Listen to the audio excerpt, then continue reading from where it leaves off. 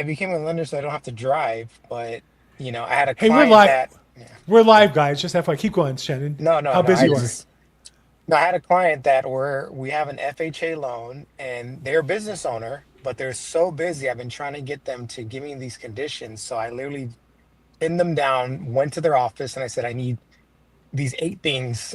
Get your laptop out.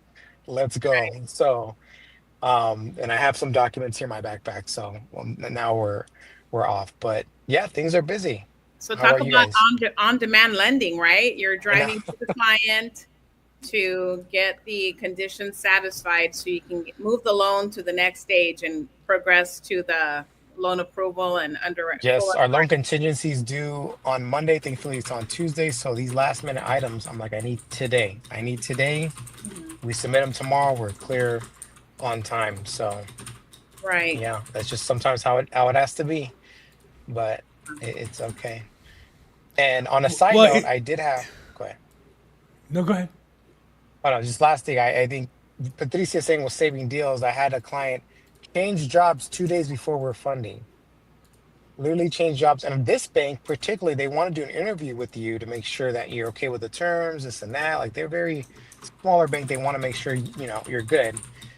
And they disclosed that they had a new job. So I kind of had to phrase it of, hey, it's a new job. It's an addition to their current job. They didn't switch over. So I had to kind of, you know, jumble up and save this, but thankfully it went out. But again, if you guys are looking to buy right now, I always say do not change anything, and I now I have to be more specific. Don't change your job. I always say don't change anything, but I have to say don't change your job. Don't change anything on your credit.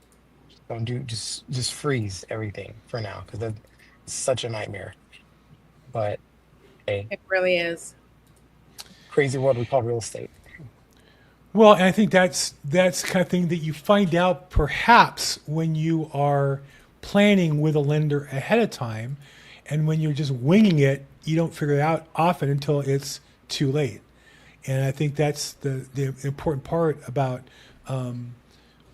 this business is it's like anything else. If you think about a business, you're going to buy a $500,000 property or $1 million property or higher.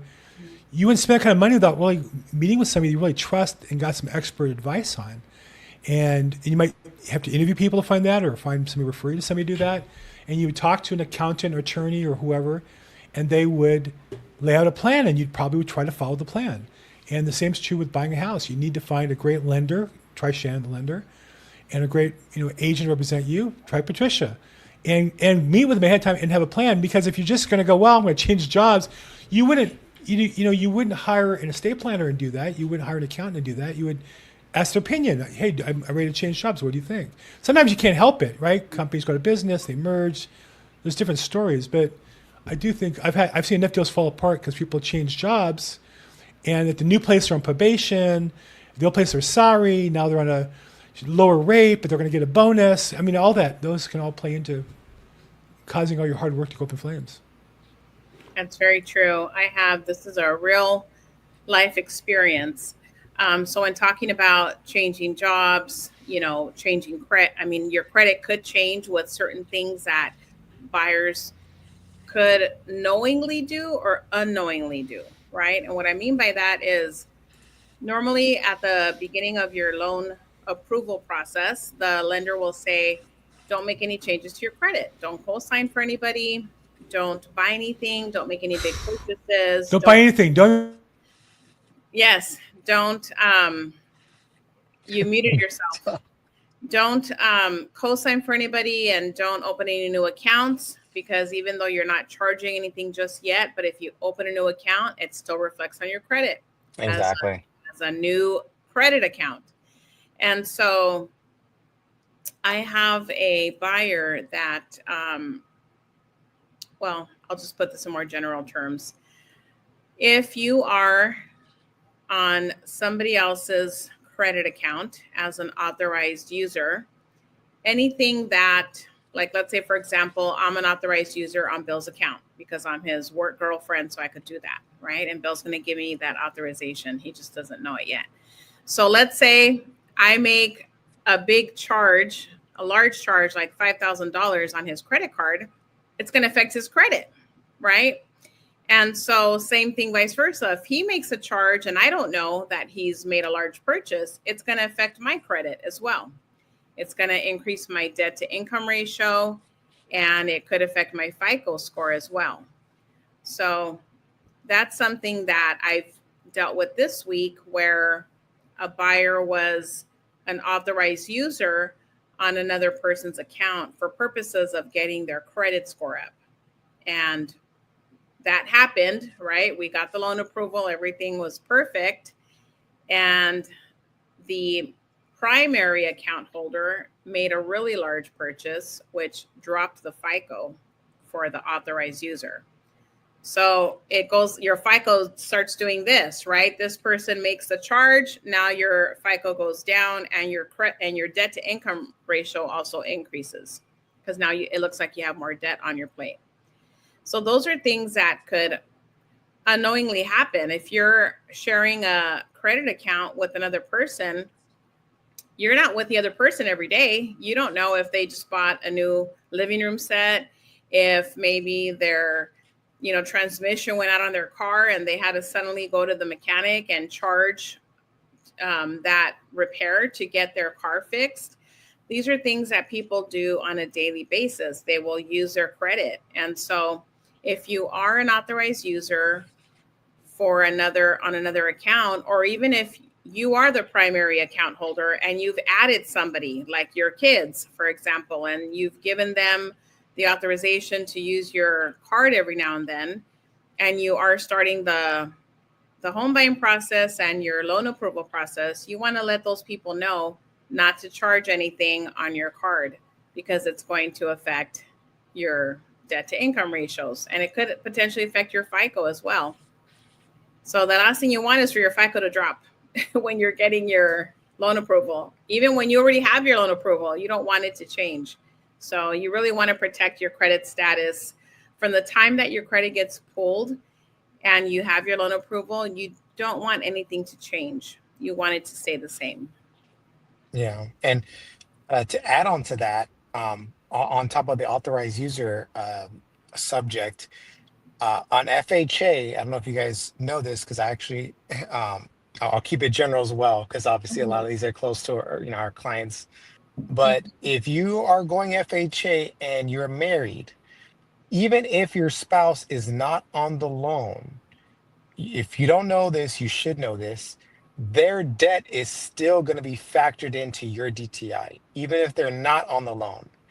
If you're legally married, and even if they have student loans that are, again, a lot of people don't know this. If your student loans are deferred, meaning that you don't have to make a payment right now, FHA still factors at least 1% of that loan amount into your DTI. So, for example, if you have $100,000 that you owe, but you have a zero payment and it shows a zero payment on your credit score, no, they will factor in 1% of that $100,000 as a payment. So, and that goes to your spouse too, because in California, we're a community property state. In other states, it's not like that. But if you are applying for an FHA loan, even if you don't want your significant other who you are married to be on the loan, the Mhm. bank is still going to factor in their liabilities because we're in a community state property, a state community property state, right? When it comes to marriage, Mhm. that still has. So I had a conversation with someone too. It's like, well, my husband's not gonna, or my significant other is not gonna be on this loan. It's like, well, that doesn't matter. You guys are legally married. I have to factor in whatever he's got on his credit. Whatever debt, right? But you're not factoring in the income, right? Just the debt. Exactly. Yeah. Exactly. So that part is Exactly. like the scales get tipped real fast because you're Exactly. assuming the debt from the other spouse, but not the income. And so you're working off one income and And all this, all the yeah, debt from two sources. exactly. Exactly. So that can be difficult. Yes. So just be cognizant of that, guys. Especially again, if you're going FHA conventional, it's different, but FHA, they do look at that. Yeah. That can literally make or break your deal. Yep. I mean, we have to restructure for sure. And sometimes when the restructuring happens, there might be more cost involved. You might have a higher rate. You might have increased closing costs because Yeah. maybe you're restructuring the loan. It's a different type of loan. The interest rates could change. And so those are things that buyers don't really have the knowledge of because they're thinking they're just getting this one loan that was quoted to them in the beginning. And then 2 to 3 weeks later, you're, headed towards closing and something happens with the credit, or you're still finalizing the loan. Maybe something comes up and you need to restructure it and possibly delay the closing. There could be fees that are added to that loan estimate now. And now you have to redisclose. The interest rate is higher, the closing costs are higher, and now the buyer's not happy. But these are things that come up in real life transactions. Yep. That's exactly right. And at the end of the day, you have to look at the big picture. You're getting the house you wanted, and it could be a temporary thing because if the rates are better in a few months, then you have to look at the big picture. Okay, I may be paying a little bit more right now. It's a temporary situation. I'm looking forward to the next 6 months where I could refinance and possibly lower my mortgage payment. Yeah. Well, it presumes you can afford the house now at the current rate, right? If you can't qualify, you can't qualify. If you can, is it tighter than you would like? Yeah, might you have to give up something in the short run? Maybe you continue, you delay buying the new car. Maybe you don't, maybe cut a couple online services or something. There's always way, maybe eat more at home. I think my wife and I regularly, the first thing we is cutting out is eating out because it's just so expensive compared to making things at home. And a couple $100 if you do the mortgage and the rate's a little higher, you can find a couple $100. Look, how's this? Call me up. I'll find a couple $100 in your budget. I'll never forget. I had a client one time, and he was telling me how they couldn't afford it, and the difference was like $100. And I said, "Well, let me ask you a question. What's your cable bill a month?" And I had done well financially at that stage of my career, and he's telling me, well, we have this, and I have a couple kids, and we pay like $140 a month. And I said, we don't even have cable because when we bought the house to squeeze in, we cut the cable, and we just never put it back. I mean, it sounds silly to some people, but to us, to get the cable sounds silly. Why concede the extra money? And oftentimes my wife and I will joke, if we're overspending on something, she gets her hair done or her nails done. Well, we don't have cable, so I can do.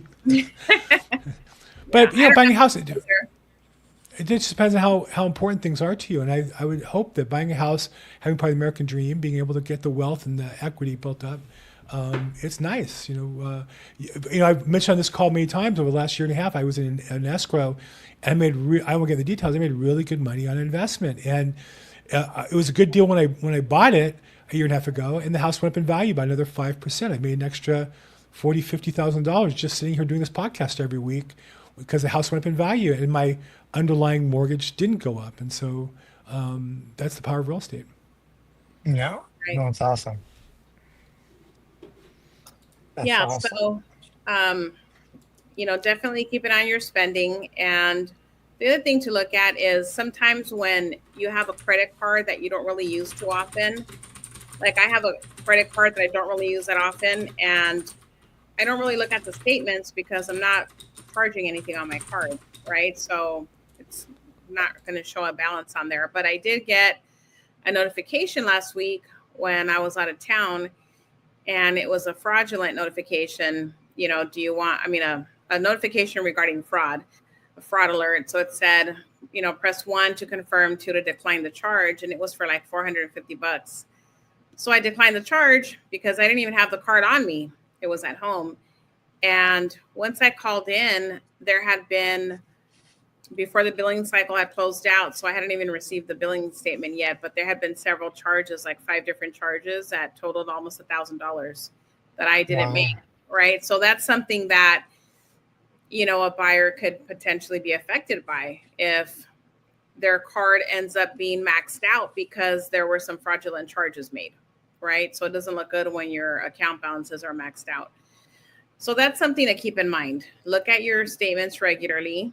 And I know that was a lesson for me because, like I said, when I get my statements, I look at them, but I never have anything on there. So I just figured, it's Like, what is this? It's a charge for 450. I didn't even charge anything.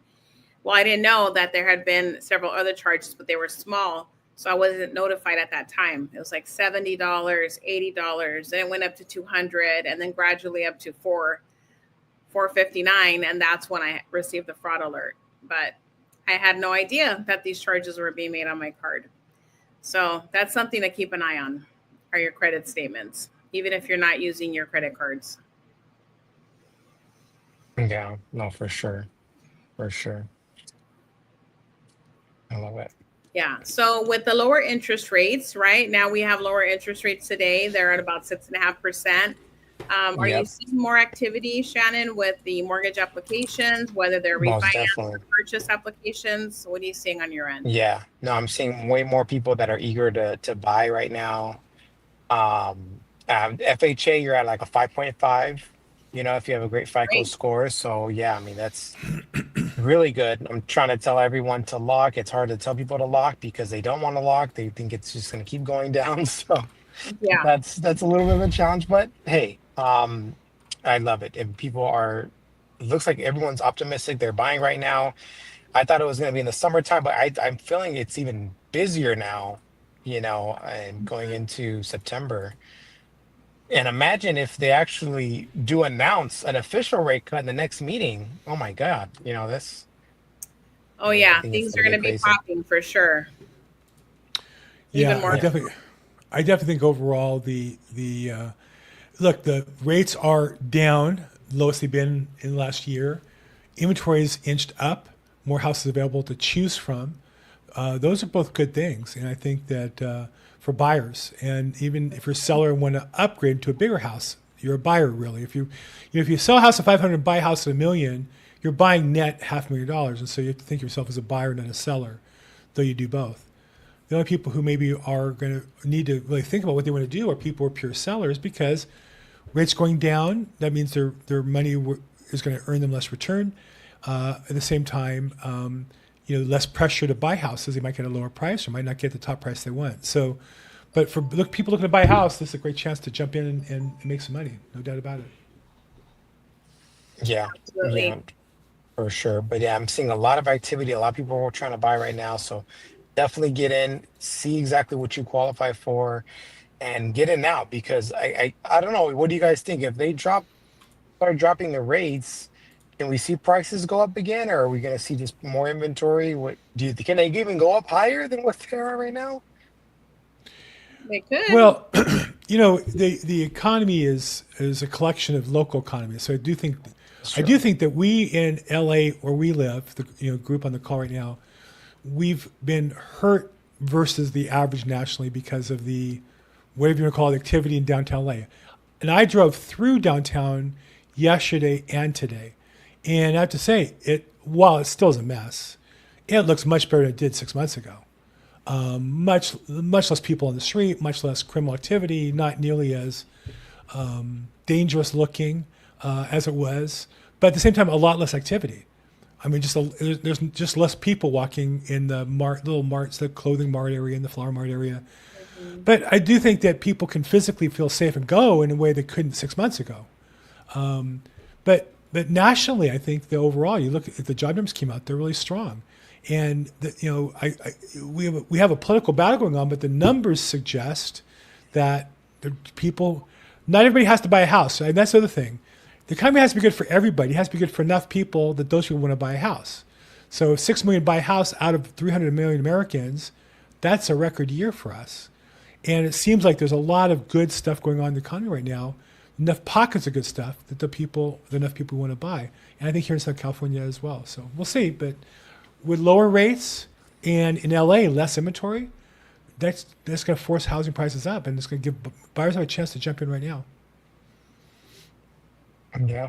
Right. Yeah. Well, get in while you guys can. If you're watching right now, get qualified, talk to your agent, talk to Patricia, talk to Bill, talk to me, and let's get you going now because it looks like it's only going to get more competitive for sure.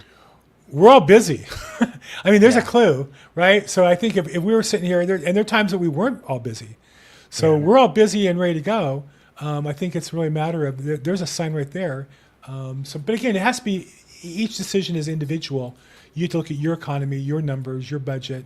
But I would say this: there's nobody watching this who can't within a year cut their expenses, make more money, put enough aside, get with a lender, and get organized and buy a house. Anybody can do it. I love it. I think that's a great way to wrap up the show. Okay. Well, there you go. And you're ready to go. You're in the car strapped in, ready. You got your seatbelt on. You're ready to go. Are you allowed to do a podcast? Are you allowed to do a podcast in the car without your seatbelt on? You want to try next one? No, the answer is you can on most podcasts, but this one's just too hot. It's just too dangerous. You need to be strapped in. So Yeah. I'm very You strapped in conscious. this market. I'm very conscious of seatbelts because I've spent a lot of time with my grandkids the last couple of days. We went to San Diego last week and putting them in the harness. Kids seats these days are like NASCAR drivers were 20 years ago. Yeah, 5-point there's safety like harness. so much straps on these car seats nowadays. My goodness. And my daughter's like, Daddy, I said, honey, you have to understand, when I was your age, we just sat in the back. It was like a launching pad. The car stopped. We were through the window. Nobody cared. So You guys seem about fine. Okay, Shan, if someone wants to get together with you and get pre-qualified for a loan or look to buy a house, how do they get a hold of you? Yes, you can give me a call, 661-317-8484, or you can message me on Instagram, FUND Fund with Shannon on Instagram. Fantastic. And Patricia? Yes, my cell number is the best way, 323-365-9909. Fantastic. Anything special this weekend? Open houses? Any special property? What do you got going on? Showing some property, have a couple of inspections, and hopefully opening escrow today on a different property. I have an open house in Blythe this weekend, and I have an open house in Lancaster this weekend. Wow. I won't be in either of them. Two of the hottest areas in LA. Oh my God. Literally, the high desert and the low desert. Yeah, definitely. I don't know how but I got other stuff going on too. Business has been good. For me, it's busy. I think the thing that I would say anybody who's asking, well, where's the market? It doesn't matter where the market is. It's your market. If you're ready to buy, buy. If you're ready to sell, sell. If you want to sell, look at the prices, price it appropriately. You'll sell your house. If it's not selling, it's because you're asking for too much. As simple as that. So, yeah. So good. Hey, Patricia, thank you so much. Shannon, so much. Everybody watching, thank you. Tune in. Guys. We drop a new episode every Friday. I'm Bill Gross at Bill Gross Probate. As always, make today your best day ever. Thanks so much. Thank you.